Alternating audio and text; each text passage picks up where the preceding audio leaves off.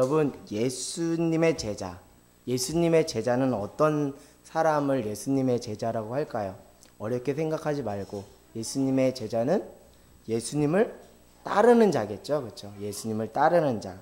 그래서 예수님이 어느 곳을 가든지 그리고 어떤 상황에 처해 있든지 예수님이 가시는 곳이면 무조건 따라가는 것이 예수님의 제자의 삶의 모습인 줄 믿습니다.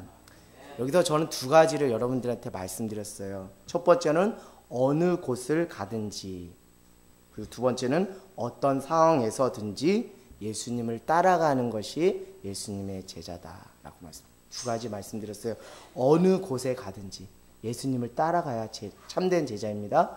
두 번째, 어떤 상황이 나한테 처해질지라도 예수님을 따라가는 것이 예수님의 제자의 참된 모습인 줄 믿습니다.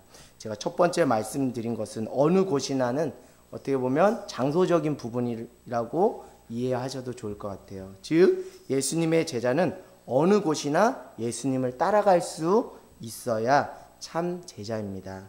교회에만 머무르는 것이 아니라 예수님이 가난한 자와 그리고 병든 자와 함께 있는 곳에 나도 따라갈 수 있어야 그것이 예수님의 참된 그 제자입니다. 간혹 내가 가기 싫어하는 곳도 있죠. 그리고 꺼려지는 곳도 있습니다. 그럼에도 불구하고 어떤 곳이든지 예수님이 가시는 곳에 내가 가는 것이 참된 예수님의 제자의 모습인 줄 믿습니다.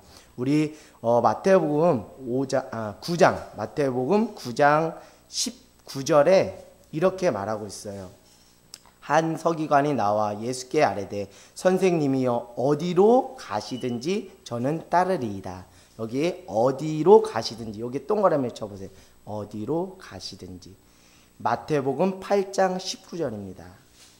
한 서기관이 나와 예수님께 아뢰되 선생님이여 어디로 가시든지 저는 따르리이다. 서기관은 예수님이 어느 곳을 가든지 따라가겠다고 말씀을 하는 거예요.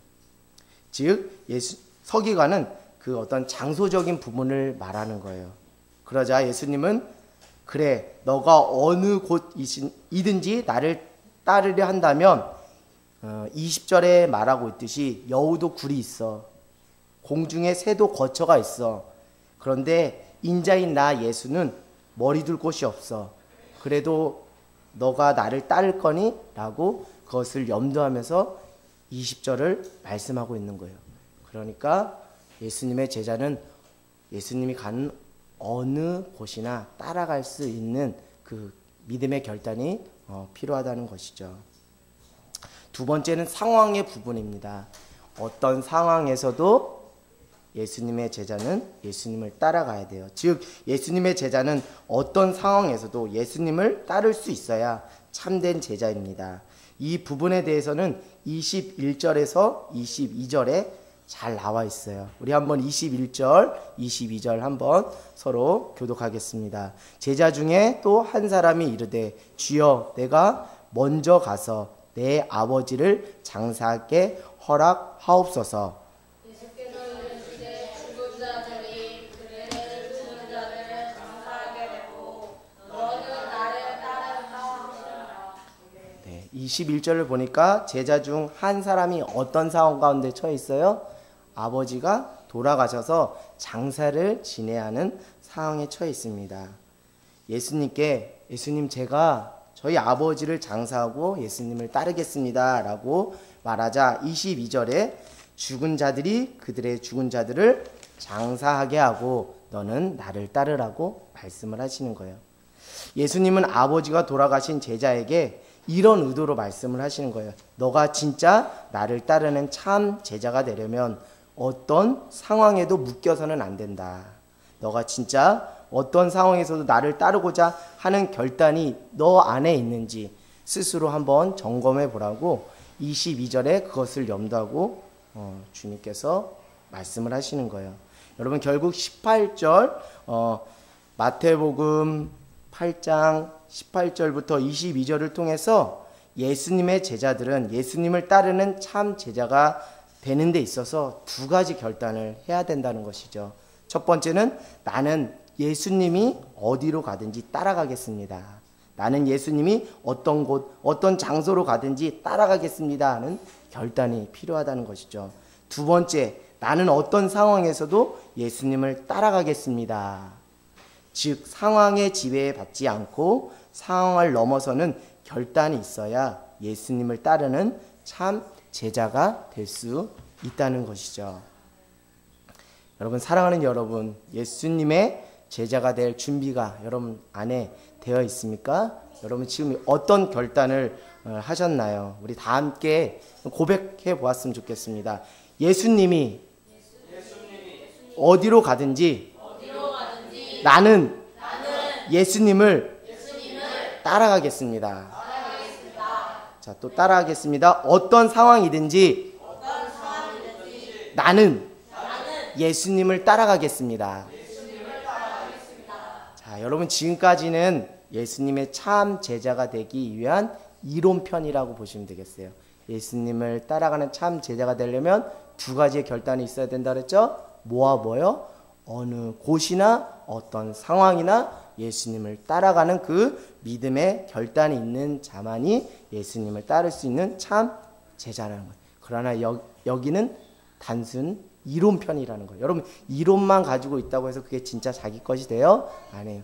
예수님을 따르는 따르는 것이 어떤 것인지 지식적으로 안다 할지라도 그것이 삶에 실천되지 않으면 아무것도 아닙니다. 결국 우리 앞에 놓인 것은 무엇이냐면 예수님을 따르는 그 이론편을 넘어서 이제 실천편, 내가 어떻게 진짜 삶으로 예수님의 제자로 살아낼 것인가 하는 실천편이 우리 안에 있다는 것이죠. 자, 그렇다면 지금부터 오늘 제가 말씀을 여러분에게 봉독한 8장 23절부터 27절이야말로 예수님의 참된 제자 되기 실천편이라고 생각하면 되겠습니다. 우리 23절부터 27절까지 읽었지만 다시 한번 봉독하면서 읽겠습니다. 제가 먼저 봉독하겠습니다. 배에 오르심에 제자들이 따랐더니 바다에 큰 돌이 일어나 배가 물결에 덮이게 되었으며 예수께서는 조시는지라. 그 제자들이 나와 깨우며 이르되 주여 구원하소서 우리가 죽겠나이다. 예수께서 이르시되 어찌하여 무서워하느냐 믿음이 있으라 하시고 곧 일어나서 바다와 바다를 꾸짖으시니 아주 간단하게 되거늘. 그 사람들이 놀랍게 여기 이르되 이가 어떤 사람이기에 바람과 바다도 순종하는가 하더라. 아멘. 여러분 예수님의 제자들 아시죠? 여러분 예수님의 제자들에 대한 기본적인 지식과 정보가 있을 거예요. 예수님의 제자들은 기본적으로 어느 곳이든지 어떤 상황이든지 예수님을 따르는 제자의 삶을 어느 정도는 실천을 했어요. 예를 들어서 마가복음 4장 18절에서 22절을 보면 마가복음 4장 18절에서 22절을 보면 예수님께서 어부이신 누구를 불러요? 베드로와 안드레와 야고보와 요한을 부릅니다. 그때 그들은 결단을 하죠. 그의 삶의 터전인 바다를 떠나 배와 그물과 부모님을 뒤로 한 채 예수님을 따르는 거예요. 어떻게 보면 예수님 따르기 1차 관문을 잘 통과한 셈입니다. 어느 곳이든지 어떤 상황이든지 예수님을 따르는 1차 관문을 잘 통과한 제자들이에요. 그런데 지금 마태복음 8장 23절에서 27절은 예수님을 따르는 제자들 앞에 이제 더 큰 2차 관문이 버티고 있는 거예요. 그것이 어떤 것인지 여러분 말씀을 읽어서 잘 알 텐데요. 23절에 예수님께서 배에 오르십니다. 결국 제자들은 예수님을 따라 제자들도 배에 오르죠. 그런데 폭풍이 몰려와서 배가 풍랑에 가라앉기 일보 직전이에요. 더 심각한 것은 예수님께서 지금 주무시고 계신다는 거예요. 폭풍 앞에서 예수님의 제자들은 예수님의 제자로 살아가는 것은 이제 고사하고 그런 것은 이제 안중에 없고 자신의 목숨을 부지하려고 안간힘을 쓰는 제자들의 모습이 나옵니다. 예수님께 살려달라고 예수님을 흔들어 깨우기 시작합니다. 예수님 우리가 죽게 되었습니다. 예수님 우리를 구원하여 주시옵소서 라고 이렇게 하는 거죠. 잠에서 깨어난 예수님은 제자들의 모습을 보면서 이렇게 말씀하시죠. 어찌하여 무서워하느냐 믿음이 작은 자들아 라고 책망을 하시는 거예요. 여러분, 같은 내용으로 기록된 누가복음 8장 25절에는 이렇게 말하고 있어요. 너희 믿음이 어디 있느냐? 너희 믿음이 어디 있냐? 얘들아, 도대체 너희 믿음이 어디 있는 거니? 너희들 믿음이 있긴 한 거니? 믿음이 다 어디 갔니? 하면 매우 안타깝게 그들에게 말씀을 하시는 거예요. 26절에 예수님께서는 믿음이 작은 자들아 라고 말씀하신 것이 아니라 그 앞에 뭐라고 해요? 어찌하여 무서워하느냐 라고 말씀하신 후에 믿음이 작은 자들아 라고 말씀하시는 거예요. 여러분, 믿음이 작다는 것은 무서움, 곧 두려움이 많다는 거예요. 무서움이 많다는 것은, 두려움이 많다는 것은 이꼴 믿음이 적다는 거예요. 믿음이 적다는 것은 이꼴 내 안에 두려움이 많다는 거예요. 믿음이 부족하면 어느 순간 내 안에 그 두려움이 나를 사로잡고 두려움에 가득 차 살아가는 저 자신, 우리 자신의 모습을 보게 됩니다. 여러분 안에 믿음이 있습니까? 여러분 두려움 가운데 여러분 어떤 반응을 보이고 계신가요? 결국 예수님의 참된 제자가 된다는 것은 우리가 이론편에서 살펴봤듯이 지식적으로 안다고 되는 것이 아니에요. 지식적으로 제자들 알았지만 더 큰 폭풍 속에서 그들은 예수님의 제자로 살아가는 것은 고사하고 자기 목숨 부지하려고 안간힘을 쓰고 있어요. 풍랑을 만나 우왕좌왕하는 제자들의 모습을 통해 예수님의 참된 제자가 되려면 무엇이 필요하다고요? 온전한 믿음이 있어야 된다는 거예요. 이것은 지식적으로 아는 이론적인 차원이 아니에요. 이제는 실전적인 차원에서 예수님을 따라가기 위해서 무엇이 필요하다? 참 믿음, 온전한 믿음이 필요해요. 그렇지 않으면 예수님은 따라가지만 우리 안에 무엇이 가득 찬다고요? 두려움이 가득 찬다는 거예요. 여러분 안에 두려움이 있어요? 여러분 안에 평안이 있어요? 여러분 안에 담대함이 있습니까? 뒤집어서 말씀드리면 여러분 안에 믿음이 있습니까? 예수님을 따라가는 자에게 그 예수님을 따라가는 그 믿음의 경주에 승리하기 위해서는 하나님께서 우리에게 요구하시는 합당한 믿음의 분량이 필요하다는 거예요. 그 믿음으로 따라가라는 거예요. 그냥 지식적으로 아는 것에 머무르지 말라는 거예요. 따라서 예수님의 참된 제자는 어느 곳에, 어떤 장소, 어떤 상황에서든지 믿음으로 결단하며 예수님을 따라가는 것입니다.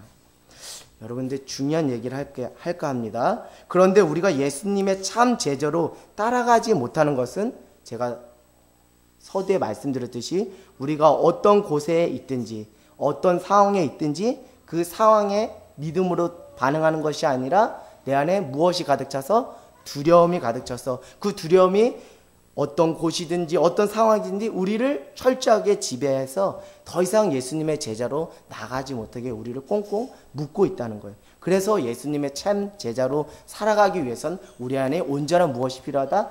믿음이 필요하다는 거예요. 그 믿음을 보시겠다라고 말씀을 하시는 거예요. 결국 예수님의 참된 제자로 예수님을 따라가는 데 있어서 우리에게 오는 이 두려움의 문제를 어떻게 신앙으로 넘어서느냐가 예수님의 참된 제자가 되는데 매우 중요하다는 거예요. 아시겠죠? 예수님의 참된 제자로 예수님을 따라가는데 이 두려움이 우리 안에 도사리고 있어요. 이 두려움을 어떻게 신앙으로 넘어서느냐가 예수님의 참된 제자가 되는데 매우 중요하다는 거예요. 자, 그렇다면 여러분 예수님을 따라가는데 그때그때마다 나를 지배하는 이 두려움의 문제를 우리가 어떻게 해결할 수 있을까요? 이 문제를 해결해야 우리가 참 믿음으로 하나님 앞에 인정받고 하나님 나라 천국을 갈 수 있는데 이 두려움의 문제를 우리가 어떻게 해결할 수 있을까요? 저는 오늘 첫 번째로 이렇게 고백하고 싶습니다. 우리 다 같이 고백합시다. 꾸짖어라. 자, 시작. 꾸짖어라. 꾸짖어라. 꾸짖어야 돼요. 환경을 향해, 운명을 향해, 나에게 처해진 상황과 환경을 향해 예수 이름의 능력을 의지하며 믿음으로 선포하라는 것이에요. 그것이 꾸짖으라는 것의 참된 의미입니다. 예수님은 잠에서 깨어 바람과 바다를 꾸짖어 하늘의 권세를 힘입어 환경을 향해 강하게 선포했어요. 꾸짖으신 거예요. 바람과 바다야 잠잠하라고 꾸짖으신 거예요. 그냥 개미 소리로 말씀하신 것이 아니라 하늘의 권세를 힘입어 담대하게 환경을 향해 세상을 향해 꾸짖으시며 외쳤습니다. 여러분 마태복음 28장 18절로 가보겠습니다. 마태복음 28장 18절. 마태복음 28장 18절. 우리 다 같이 한번 읽어보겠습니다. 자, 다 찾으셨으면 같이 봉독하겠습니다. 시작.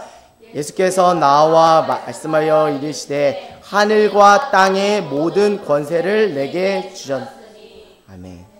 우리에게 무엇을 주셨다고요? 하늘과 땅의 모든 권세를 주셨다고 예수님께서 말씀하셨어요. 예수님께서 우리에게 약속하시고 하나님 우편에 올라가셨어요. 서로 사랑하는 여러분, 이제는 두려워하지 마세요. 이젠 제발 두려워하지 마세요. 이젠 주눅들어하지 마세요. 우리에게 하늘과 땅의 모든 권세를 예수님께서 우리에게 주셨다고 말씀은 분명히 기록하고 있어요. 여러분 그냥 하찮은 존재가 아니에요. 하늘과 땅의 권세를 가지고 살아가는 존재예요. 그러나 그 권세가 능력이 나타나기 위해서는 세상을 향해, 환경을 향해, 나를 묶고 있는 그 운명을 향해 믿음으로 꾸짖고 선포하는 은혜가 있을 때 그 권세가 나의 삶을 변화시키는 은혜가 있을 줄 믿습니다. 여러분이 어떤 곳에 있든지 교회에서뿐만 아니라 가정과 학교와 직장과 일터에서, 그리고 여러분이 어떤 상황 가운데 있든지 기쁘든지 슬프든지 괴롭든지 즐겁든지 어떤 상황 가운데 있든지 하늘과 땅의 권세를 주신 그 하나님의 그 은혜와 그 예수 그리스도의 이름의 능력과 그 권세를 의지하여 담대하게 선포할 때 우리 안에 빛이 임할 줄 믿습니다. 우리 안에 이제 치유가 임할 줄 믿습니다. 우리 안에 평안이 임할 줄 믿습니다. 우리 안에 자유가 임할 줄 믿습니다. 그것을 이제는 경험하며 사는 저와 여러분 되길 원해요. 단순히 지식적으로 예수님의 이름을 선포할 때 빛이 임한다, 이런 어떤 지식적인 차원이 아니라 그것을 실제 우리 삶에 경험하고 살아가느냐가 매우 중요하다는 것. 여러분 이거를 좀 경험하며 살아가세요. 그러면 세상의 하찮은 것에 우리의 마음 뺏기지 않습니다. 세상이 줄 수 없는 그 평안으로 살아가는, 능히 이겨내는 인생이 될 줄 믿습니다. 우리 두 번째로 우리 다 같이 고백하겠습니다. 바람을 발견하라. 시작. 바람을 발견하라. 바람을 발견하라. 여러분 잘 들어보세요. 바다는 그 바다 자체로 우리에게 두려움을 줍니까? 아니, 그 바다 그 자체로 우리에게 두려움을 주지 않아요. 그렇기 때문에 수많은 사람들이 여름에 피서지로 어디를 가요? 바다를 가요. 만약에 바다 그 자체가 우리에게 두려움을 준다면 여름에 왜 사람들이 그 피서를 즐기기 위해서 바다로 가겠어요? 그러나 안타까운 것은, 여기서 또 중요한 얘기를 할 거야. 그러나 안타까운 것은 영적인 눈이 아닌 육신적인 눈으로 바다를 보면서 우리가 어떻게 한다는 거예요? 매우 두려워 떤다는 거예요. 여러분 바다는 아무 소리를 안 해요. 바다는 그냥 바다일 뿐이에요. 근데 왜 바다를 보고서 우리가 두려워하느냐? 이건 영적인 눈으로 보는 것이 아니라 육신적인 눈으로 볼 때 바다를 두려움의 대상으로 본다는 거예요. 여러분 바다는 두려움의 대상이 아닙니다. 동시에 더 적용적으로 말씀드리면 사람은 그 사람 그 자체지, 사람은 두려움의 대상이 될 수 없어요. 사람이 사람을 공포에 몰아넣을 수 있는 그런 능력과 권세를 허락하지 않았습니다. 사람은 그 사람 그 자체인 거예요. 그러나 우리가 안타깝게도 육신의 눈에 멀어서 그 바다를 보고 매우 두려워 떠는 것이죠. 여러분 이제는 영적인 눈을 보면 우리가 바다를 더 이상 두려워할 필요가 있어요? 없어요? 없어요. 바다는 그 바다로서 잠잠히 우리 안에 있는 거예요. 바다를 사납게 하는 것이 무엇이냐를 발견하는 것이 중요합니다. 그것이 무엇이라고요? 그것이 바람이라는 거예요. 바람이라는 거예요. 그 바람을 향해 예수 그리스도 그 이름의 능력과 권세를 의지하여 이제 믿음으로 선포해야 돼요. 바람아 잠잠하라고 이제 바람을 향해서 꾸짖을 수 있어야 돼요. 더 이상 이제 바다를 향해서 꾸짖는 것이 아니라 바다를 사납게 만드는 그 바람을 향해서 예수 그리스도 그 이름의 능력과 권세를 향해서 강하게 꾸짖을 때 바람도 잠잠케 하는 그 은혜와 그 축복이 우리 안에 있다는 것이죠. 여러분 내가 예수의 이름으로 명한다. 나를 여전히 두려움에 몰아넣는 바람아 내 인생에서 떠나가라. 라고 강하게 믿음으로 선포하는 저와 여러분이 되길 원합니다. 여러분, 우리는 표면적으로 불거진 문제들이 있어요. 표면적으로 불거진 문제가 있습니다. 그 문제가 해결되면 다 해결되었다라고 생각을 해요. 여러분, 이거는 정말 육신적인 안목으로 살아가는 사람들의 전형적인 삶의 패턴입니다. 영적으로 살아가는 사람은 표면적인 문제가 해결됐다 할지라도 그것이 다 해결된 것이 아니라 근본적인 문제가 해결되었는지 안 해결되었는지 그것에 더 포커스를 맞춘다는 거예요. 육신적인 문제를 해결했을지 몰라도 여전히 내 안에 영적으로 묶여서 내 안에 두려움이 가득 찼다면 그것은 완전한 문제를 해결한 것이 아닙니다. 우리가 이럴 때 어떻게 기도해야 되냐? 주님, 이 문제 가운데서 하나님 내게 원하시는 그 궁극적인 그 뜻과 계획과 섭리가 무엇인지를 보게 하여 주시옵소서. 그것을 발견하고 그것을 보지 못한 이상 그것은 표면적으로는 해결됐는지 몰라도 궁극적으로는 신앙적으로 영적으로는 그것은 해결된 것이 아니에요. 우리가 예수 그리스도 이름의 능력과 권세로 바다를 꾸짖어서 바다가 잠잠했다 할지라도 그것은 표면적인 해결이지 궁극적인 해결은 아니에요. 왜요? 여전히 그 바다를 사납게 하는 무엇이 도사리고 있어요? 바람이 있어요. 이젠 바람에 집중해서 그 바람을 어떻게 하면 예수 그리스도 그 이름의 능력과 권세로 우리가 싸워 승리할지 그것에 포커스를 맞추자는 거예요. 그것이 영적 번지수를 잘 아는 신앙 있는 사람의 삶의 온전한 태도와 삶의 방식인 줄 믿습니다.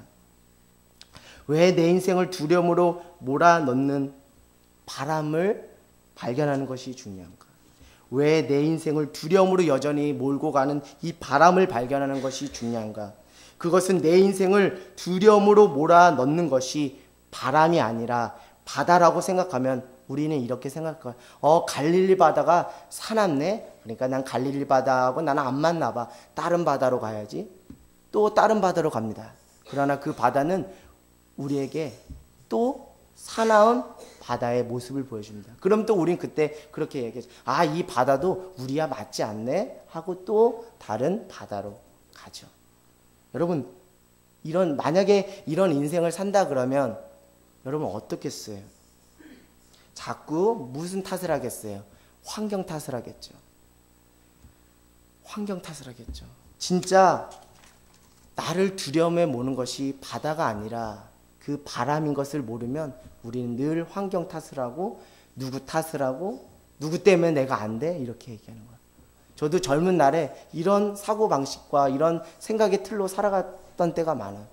회사를 들어갔습니다. 그 회사를 들어갔는데 내가 이 회사에서 나의 역량을 다 발휘하겠노라, 하나님의 꿈과 비전을 이곳에서 펼치겠노라 말은 호언장담했지만 또 시간이 지나면 나와 적성이 안 맞아. 나와 맞지 않는 사람들이 너무 많아. 그래서 다른 곳으로 이직하려고 하는 그런 어떤 현실 가운데서 자족하고 감사하는 것이 아니라 늘 불평불만하더라고. 내가 왜 그렇게 살았는가 지금 돌이켜 생각해 보면 내 인생의 두려움을 초래하는 것이 바다가 아니라 바람이었다는 것을 깨닫지 못해. 그 바람 앞에 내가 믿음으로 정면 승부를 하지 않고 여전히 환경 탓을 한 그것이 나의 잘못된 모습이었다라는 것을 생각하게 되었습니다.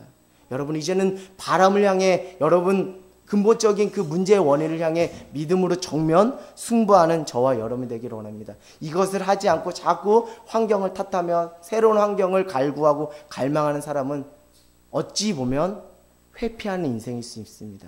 하나님 앞에서, 예수 그리스도 앞에서, 성령님 앞에서 온전히 믿음으로 정면 승부하고 믿음으로 나가는 것이 아니라 회피하는 인생이 될 수 있습니다.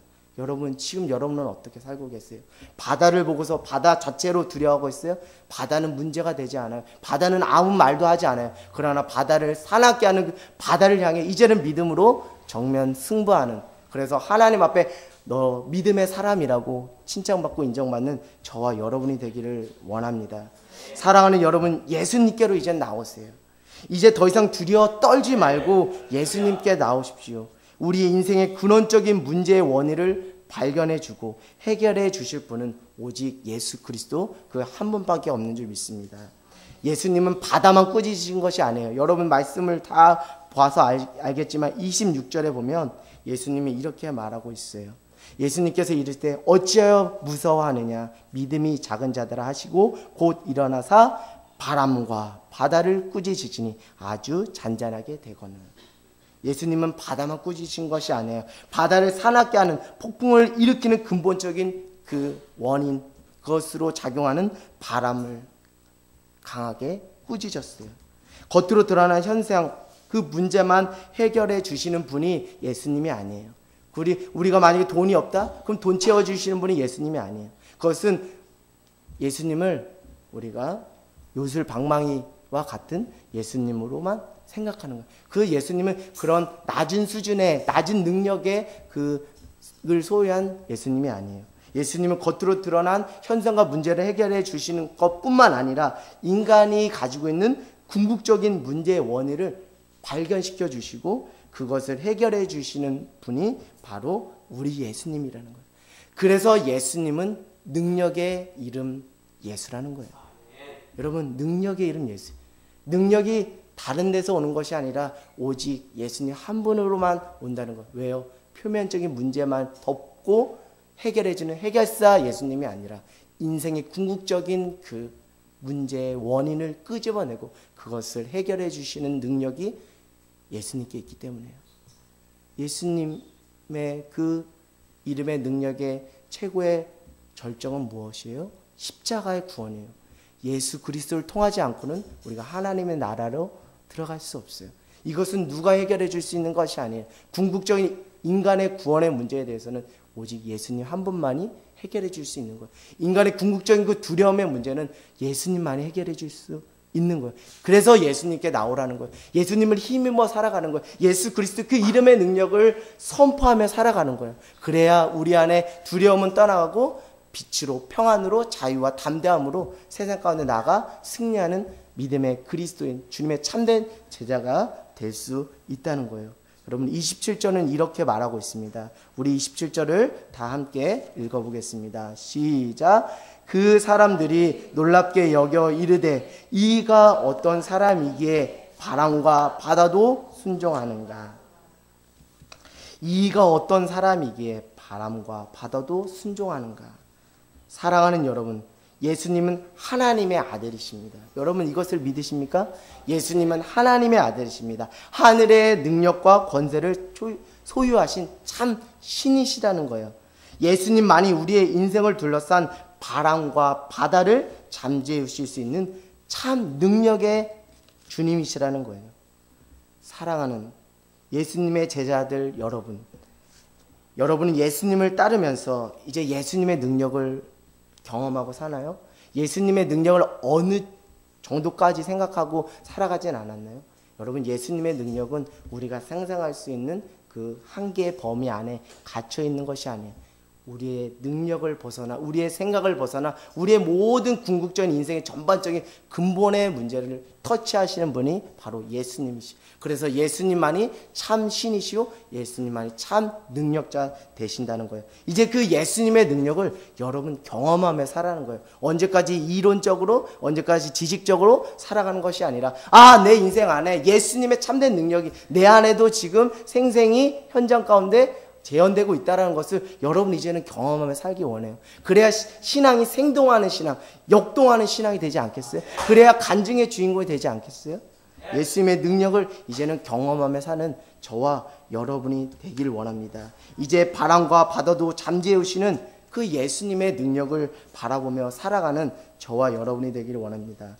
예수님의 제자로 살아가면서 내 앞에서 나를 흔들고 있는 그 두려움을 예수님의 능력을 의지하며 선포할 때, 그럴 때 우리는 예수님의 참된 제자로 하나님의 나라에 갈 때까지 믿음의 경주를 승리할 수 있는 줄 믿습니다. 여러분, 한 가지 주님 앞에 고백하고 설교를 마칠까 합니다. 예수님만이 우리 인생의 영원한 답이 되어 주십니다. 여러분 믿으십니까? 우리 함께 기도하도록 하겠습니다.